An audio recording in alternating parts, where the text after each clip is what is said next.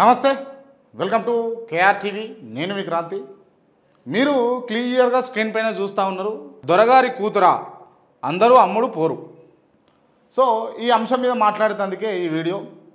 Number 1 మనకు కనిపిస్తున్నటువంటి picture Kalvakuntla Kavitha గారిది. దాని తర్వాత రామచంద్ర యాదవ్, ఆర్ కృష్ణయ్య. ఇప్పుడు మొదట మనం కవిత గురించి చెప్పుకుంటే కనుక, Kavitha belongs to BRS party.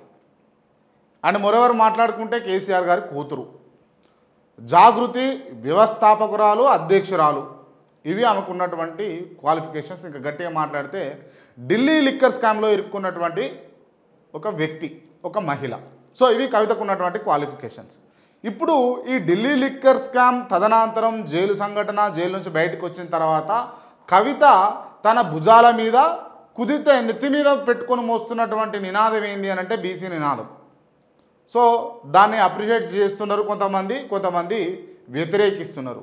So వ్యతిరేకించే వాళ్ళ అభిప్రాయం ఏంది, అప్రిషియేట్ చేసే వాళ్ళ అభిప్రాయం ఏందో ఇప్పుడు చెప్తాం.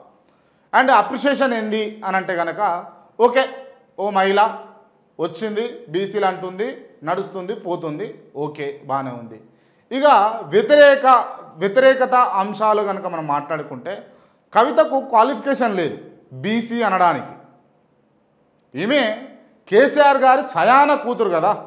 కేసీఆర్ గారు విలమ సామాజిక వర్గానికి చెందినటువంటి వ్యక్తి. అటువంటిది ఈ విలమలు వచ్చి, లేకపోతే రెడ్డిలు వచ్చి, లేకపోతే ఇంకొక అగ్రవర్ణ సామాజిక వర్గం వచ్చి బీసీలకు ఏదో న్యాయం చేస్తుంది అని అంటే నమ్మే పరిస్థితులు తెలంగాణలో ఉన్నటువంటి బీసీ ప్రజలు లేరనే మాట గట్టిగా వినిపిస్తూ ఉంది. బట్ ఏదేమైనప్పటికీ కవిత డ్రాగ్ చేస్తూ పోతా ఉన్నది. బీసీలకు 42% రిజర్వేషన్ ఇవ్వాలి అన్న అంశాలు కావచ్చు, నిన్న జరిగినటువంటి రైల్ రోకో అంశంలో కావచ్చు, లేకపోతే తదనంతరం తాను తీసుకోబోయే నిర్ణయాలు కావచ్చు, బీసీల వైపే తన అడుగులు అన్నట్టుగా మరి అడుగులు వేసుకుంటూ పోతూ ఉంది. మొన్నటికి మొన్న చూసుకుంటే పూలే విగ్రహ ఆవిష్కరణ జరగాలి అన్న అంశాలు కావచ్చు. ఇది కవిత తీసుకుంటున్నటువంటి లైన్. ఈ లైన్లో బలైతున్నది ఎవరు అని అంటే ఆర్ కృష్ణయ్య. నాకు అసహ్యం వేస్తూ ఉంది ఆర్ కృష్ణయ్య గురించి మాట్లాడాలంటే. ఎందుకు అని అంటే దాదాపు రాజకీయ చరిత్ర కలిగినటువంటి వ్యక్తి. 1 సంవత్సరం 2 సంవత్సరంలో కాదండి, ఏళ్ల కొద్దీ రాజకీయ అనుభవం ఉన్నటువంటి వ్యక్తి ఆర్ కృష్ణయ్య. ఆర్ కృష్ణయ్య బీసీల కోసం నేను ఏదో చేస్తా ఏమో చేస్తా అని చెప్పేసి ఇన్ని రోజులు లీడర్గా ఎదిగిందే తప్ప, ఇదే ఆర్ కృష్ణయ్య ఒక బీసీల నుంచి మరో ఆర్ కృష్ణయ్యలను తయారు చేయలేకపోయింది. ఇక్కడ ఆయనే క్వాలిఫై కాలేకపోయిండు. ఖచ్చితంగా ఈయన ఇక్కడ ఇబ్బంది పాలే చేసేడు తప్పించి బీసీలకు అయితే న్యాయం జరగలేదు. ఎందుకో కూడా చెప్తా. మీరు గమనించండి, ఆర్ కృష్ణయ్య తర్వాత ఇంకొక ఆర్ కృష్ణయ్య మీకు బీసీలలో కనిపిస్తున్నాడా? ఆర్ కృష్ణయ్య అడుగుజాడలు నడిచినటువంటి బీసీ బిడ్డలు ఎవరైతే ఉన్నారో వాళ్ళని ఎదగనిచ్చిండా అంటే నో అనే చెప్పొచ్చు. కేవలం ఫైరవీల కోసం, లేకపోతే పైసలు వచ్చే అంశాలల్లా, లేకపోతే పదవుల కోసం, లేకపోతే వ్యాపారస్తులకు అండగా నిలవడం కోసం తప్పించి ఇలా బీసీలకు కావాల్సినటువంటి నిధులు కావచ్చు, బీసీలు కొట్లాడుతున్నటువంటి రిజర్వేషన్లు కావచ్చు, బీసీలకు అందవలసినటువంటి హక్కులు కావచ్చు, బీసీలు పొందవలసినటువంటి సంపదను ఇవాళ బీసీల కాళ్ళ కాడికి తెచ్చి ఆర్ కృష్ణయ్య పెట్టిండా అని అంటే దీంట్లో ఆర్ కృష్ణయ్య విఫలమైనని చెప్పొచ్చు క్లియర్గా.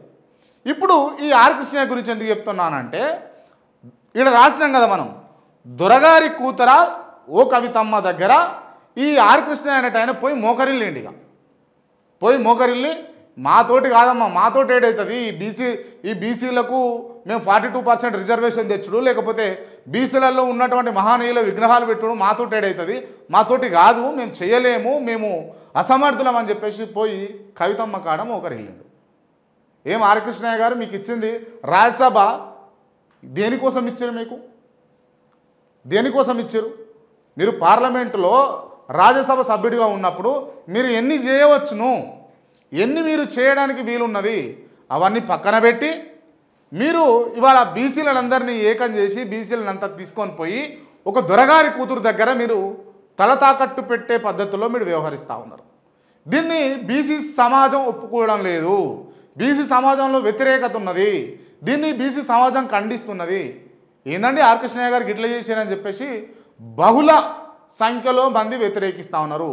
బహుళ సంఖ్యలో జనాలందరూ వ్యతిరేకిస్తూ ఉన్నారు. దీన్ని మీరు ఇప్పటికైనా యాద్ చేసుకోవాలి. మీరేంది, మీ స్థితి ఏంది, మీ వ్యవహారం ఏంది, మీకున్న పదవి ఏంది, మీరు చేయవలసినటువంటి పనులేంది, మీరు బీసీలకు బీసీల కుటుంబాలలో వెలుగు నింపవలసినటువంటి పద్ధతులు ఏంది, మీరు వాటి మీద కాన్సన్ట్రేషన్ చేస్తారా, లేకపోతే ఇటువంటి వాళ్ళ ఇళ్లలో పోయి మీరు వాళ్ళకు వత్తాసు కలిపి మీరు వాళ్ళను ఎత్తుకునే ప్రయత్నాలు చేస్తారా అన్నది ఒక్కసారి మీరు ఆలోచన చేసుకోవాలి.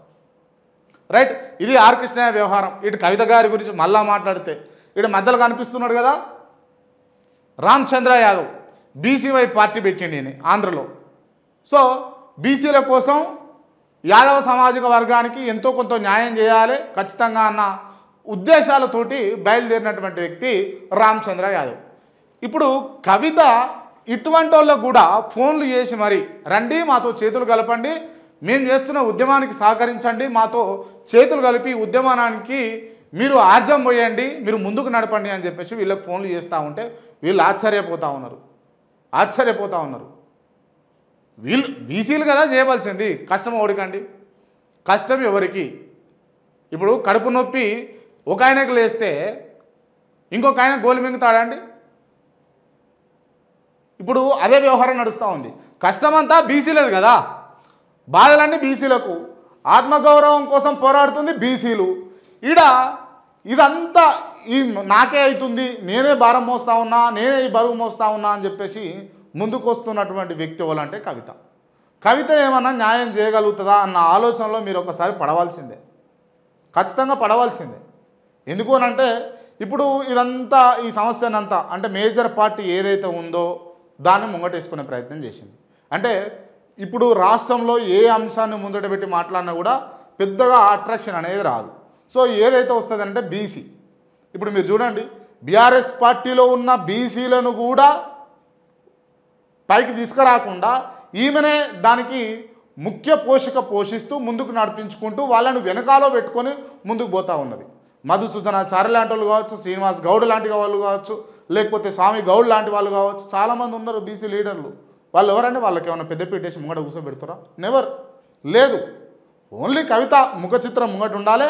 వాళ్ళ పక్కన కవిత గారి పక్కన ఇటు ఆర్ కృష్ణయ్యనో లేకపోతే రామచంద్ర యాదవో లేకపోతే ఇంకొక ఆయన నిలబడి ఇక కవిత మాత్రమే మనకు న్యాయం చేయగలుగుతుంది, కవిత మాత్రమే మనకు న్యాయం చేస్తుంది అన్న తంతులో కవిత వ్యవహరిస్తుంది అని చెప్పేసి వీళ్ళు సాగిల పడి మోకాళ్ళ మీద పడి అమ్మాయి నువ్వే దిక్కి మాకు ఇంకో దిక్కే లేదు అన్నట్టుగా ఇప్పుడు ఇట్లా చేయాలి అన్నట్టుగా ఆమె చూస్తున్నది. సరే, ఆర్ కృష్ణయ్య లాంటి వాళ్ళు ఈజీగా అమ్ముడు పోతారు కావచ్చు, ఓపెన్గా అంటా ఉన్నా. కానీ ఈ రామచంద్ర యాదవ్ లాంటి వాళ్ళు పోతారానండి? చాలామంది ఉన్నారు. బీసీలు ఆత్మగౌరవం కోసం పోరాడుతున్నటువంటి వ్యక్తులు వశకాశ పడకుండా పనిచేస్తున్న వాళ్ళు, బీసీల కోసమే కంకణం కట్టుకొని కాళ్ళకు బలపాలు కట్టుకొని తిరుగుతున్న వాళ్ళు రాష్ట్రంలో వందల మంది ఉన్నారు. అటువంటి వాళ్ళు మీ దగ్గర రారండి. వస్తుండొచ్చు కాక ఆర్ కృష్ణ లాంటి వాళ్ళు. ఎందుకు అనంటే మనం చూడాలి, రాజ్యసభ నాకు కంట్లో నలుసు వంటిది, నాకు అసలు పనికిరానటువంటిది, అదొక చెత్త లాంటిది, నేను తిరస్కరించిన అని చెప్పేసి వైసీపీలో ఉన్నప్పుడు అన్నటువంటి వ్యక్తి ఇవాళ గదే రాజ్యసభ మళ్ళీ బీజేపీ వాళ్ళు ఇస్తే తీసుకొని సంకలు గుద్దుకుంటూ ఎగురుకుంటూ ఉరికినటువంటి వ్యక్తి ఆర్ కృష్ణయ్య. ఇటువంటి వ్యక్తి గురించి మాట్లాడడం కొంచెం తక్కువ చేసుకోవాలి. ఎందుకు అనంటే బాధ, ఇదంతా ఆవేదనతోటి బాధతోటి మాట్లాడుతున్నటువంటి మాటలు. క్లియర్గా మీరు అర్థం చేసుకోండి. ఆర్ కృష్ణయ్య ఎస్ మాకు న్యాయం జరిగింది భయ్, మాకు న్యాయం చేసిండు, నేను ఒక మరో ఆర్ కృష్ణయ్య లాగా ఎదిగిన, నేను బీసీ లీడర్ లాగా ఎదిగిన అని చెప్పేసి ఒక్కరు చెప్పండి చూద్దాం. దీంట్లో అసత్యాలు ఉంటే కనుక మీరు ఒక్కరు చెప్పండి, ఎవరన్నా ఒక్కరు ఒక చిన్న కామెంట్ పెట్టండి చూద్దాం. ఎలా తాకట్టు పెడతా ఉన్నారండి బీసీ సమాజాన్ని తీసుకొని పోయి, బీసీలను అందరినీ తీసుకొని పోయి తాకట్టు పెట్టి ఓట్ల రాజకీయము క్లియర్గా నడుస్తూ ఉంది. నిజంగా వీళ్ళకి చిత్తశుద్ధిని ఉంటే చేయవలసింది ఏంటంటే ఆర్ కృష్ణయ్య గారు రాజ్యసభ మెంబర్గా ఉన్నారు, మీరు పోవాలా, పార్లమెంట్ ముంగట చేయాలా, మోడీ ముంగట చేయాలా, అమిత్ షా ముంగట చేయాలా. మేము ఇట్లా రైలు రోకో చేద్దాం అనుకుంటున్నాం, మరి ఇది మన ప్రభుత్వానికి వ్యతిరేకంగా ఉంటుంది, నేను రాజ్యసభ సభ్యుడిగా ఉన్నా, మరి కవిత గారు ఈ ఆలోచనలో ఉన్నారు, రండి కదిలి రండి, మీరు కిందికి రండి, కలిసి డిస్కషన్ చేద్దామని చెప్పేసి మీరు పోవాలి. ఆ స్కోప్ లేదా? మీరు రాజ్యసభ సభ్యుడిగా ఉన్నారు. గటువంటి వదిలిపెట్టి ఇప్పుడు పార్టీకి చెడ్డ పేరే కదా, ఈయన రాజ్యసభ సభ్యుడిగా ఉండే, కేంద్రంలో అధికారంలో బీజేపీ ఉండే, ఈయన పోయి రైలు రోకో చేస్తాడు. ఏం మాట్లాడాలో చెప్పండి. సో ఇక్కడ క్లియర్ ఈ సినిమా మొత్తంలో కనుక మనం గమనిస్తే ఇక్కడ ఈ ఆటలో ఆడిస్తున్నది ఎవరు అంటే కవిత, ఆడుతుంది ఎవరు అంటే ఆర్కృష్ణ అసంటోళ్ళు. ఆడమని చెప్పి పిలుస్తున్నా కూడా రాను అంటుంది రామచంద్ర యాదవ్ అసంటోళ్ళు. సో ఇంకా బీసీ సమాజం మేలుకోవాలి, బీసీ సమాజం మేలుకోవాలి. కడుపు నొప్పి నీకు లేస్తే నువ్వే కడుపు నొప్పి గోలేసుకోవాలి. ఎవడో వేసుకుంటే నీకు తగ్గదు, అది తక్కువ కాదు. ఎట్లుందనంటే పోరాటం అంతా అగ్రవర్ణాల మీద, అంటే వెలమలు, రెడ్డిలు, వీళ్ళ మీద పోరాటం అంతా కూడా, బీసీలదంతా కూడా. మాకు రావాల్సినటువంటి పదవులన్నీ కూడా తెలంగాణలో వీళ్ళే అనుభవిస్తారు. మాకు రావాల్సినటువంటి 50% పదవులు మాకే దక్కాలి, మాకు 50% పదవులే లేవు అని చెప్పేసి పోరాడుతున్నది ఎవరు అంటే బీసీలు. మరి చూడు ఉన్నది ఎవరండి? అగ్రవర్ణాలకు సంబంధించినటువంటి వ్యక్తులే కదా. వెలమలు, రెడ్డిలు వీళ్ళే ఉన్నారు కదా, వీళ్ళ మీద పోరాటం. మళ్ళీ ఈ పోరాటాన్ని అంతా తీసుకొని పోయి వీళ్ళే ముందుండి వీళ్ళే పెద్దగా నడగాలి, వీళ్ళే పెద్దగా నడవాలి, వీళ్ళే పెద్దగా నడిపించాలి. ఇక ఎందుకు అనంటే చేతులు రావు, కాళ్ళు రావు అన్నట్టు మనకు. సో దయచేసి అప్రమత్తంగా ఉండాలి. బీసీ సమాజమా మేల్కోవాలి. బీసీ సమాజమా ఖచ్చితంగా నువ్వు పోరాడితేనే నీకు దానికి తగ్గ ఫలితం పొందడానికి నీకు హక్కు ఉంటుంది. ఎవరో పోరాడుతున్నామని చెప్పి నీకు ఆ ఫలితం రాకుండా చేసే అవకాశాలు ఉన్నాయి. ఈ ముచ్చట ఖచ్చితంగా గ్రహించాల్సిందిగా నేను బీసీ సమాజాన్ని విన్నపిస్తా ఉన్నా. కవిత వస్తేనో లేకపోతే ఇంకోళ్ళు వస్తేనో ఇంకొక అగ్రవర్ణం నుంచి వస్తేనో బీసీలకు న్యాయం కాదండి. బీసీల నుంచే నాయకులు తయారు కావాలి. బీసీల నుంచే నాయకులు తయారై బరిలో దిగాలి, పోరాటం చేయాలి, కొట్టాటలు చేయాలి, రైలు రోకలు చేయాలి, ఇంక ఏదంటే అది చేయాలి. అట్లాంటప్పుడే బీసీలకు న్యాయం జరుగుతుంది తప్ప ఈ అగ్రవర్ణాలు వచ్చి బీసీల ఓట్ల రాజకీయం కోసం వాళ్ళు చేసేటటువంటి ఆటలో బలి కావద్దు అన్నది ఈ వీడియోలో నేను చెప్పదలుచుకున్నటువంటి అంశం. జై హింద్.